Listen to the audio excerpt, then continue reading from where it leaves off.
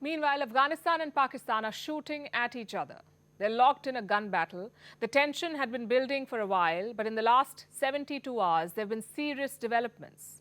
A bustling border crossing has been shut, the two sides exchanged heavy fire, and business and civilian movement has been hit. What triggered this hostility? Let's start from the beginning. Pakistan and Afghanistan share a long border, 2,600 kilometers long. It has 18 border crossings for the movement of goods and people, 18 major crossings. Among the busiest is the Torkham border crossing. This is where it's located. It connects Kabul and Islamabad. On Sunday, the Taliban closed it. Why? The Taliban says Islamabad did not keep its word. They promised to ensure the safety of those entering Pakistan, but they haven't kept the promise. Kabul says Pakistani immigration authorities misbehaved with Afghan visitors. Who were these visitors? Apparently people seeking medical care in Pakistan.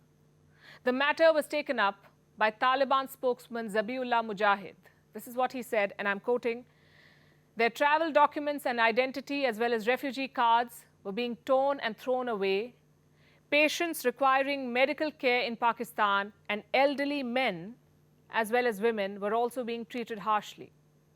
Islamabad denies these charges, but reports say Pakistani authorities did bar some Afghan patients because of invalid IDs and incomplete documents.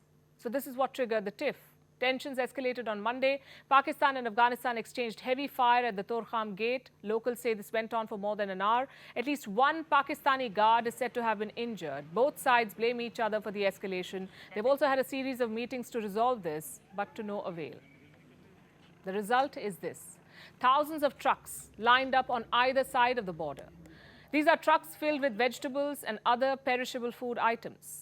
It is a huge loss. All these things are worth millions of rupees. It is a loss for the owners. If they ask us to turn back now, we cannot even do that because we don't have money for the fuel. Who will repay us for all this? No one will. And this is not the first time it's happened. All has not been well between Pakistan and Afghanistan. In December, 6 people were killed and more than a dozen injured at the Chaman border. This was due to quote-unquote unprovoked and indiscriminate firing by the Taliban.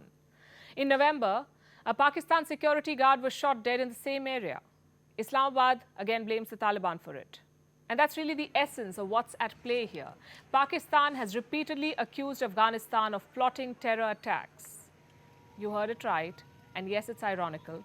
Pakistan accusing another country of plotting terror attacks. But for once, they have a case. Outfits like the TTP or the Pakistani Taliban are giving Islamabad a hard time. It's a two-pronged challenge really for Pakistan now. TTP targeting civilians and the Afghan Taliban at the border. In fact, the capital itself is on high alert as we speak. Reports of a terror threat in Islamabad have surfaced. The police have beefed up security, and China is watching all of this. Why China, you may ask?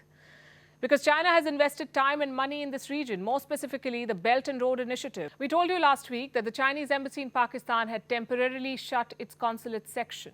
China cited technical issues for this, but reports confirm that it was indeed security threats. The Chinese embassy says it's being constantly threatened by outfits like the TTP, the Pakistani Taliban, and it's unhappy with the Pakistan government. They've failed to curb attacks on Chinese citizens and they've failed to secure Chinese projects. In fact, a report quoted a Chinese official as saying, "If Islamabad cannot protect our citizens, projects and interests, we know the way." It's the same story for them in Kabul. Last year, the Islamic State attacked the Longan Hotel. 5 Chinese citizens were injured. This hotel is a popular destination among the Chinese. It's often called the Chinese Hotel. China said it was shocked at the attack and advised its citizens to leave Afghanistan as soon as possible.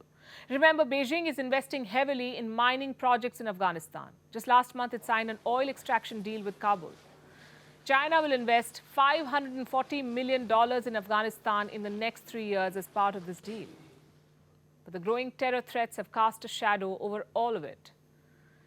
And that's the thing about investing in terror regimes. Even loan sharks like China are not safe. As for Pakistan suffering at the hands of the Taliban, we say the chickens are coming home to roost.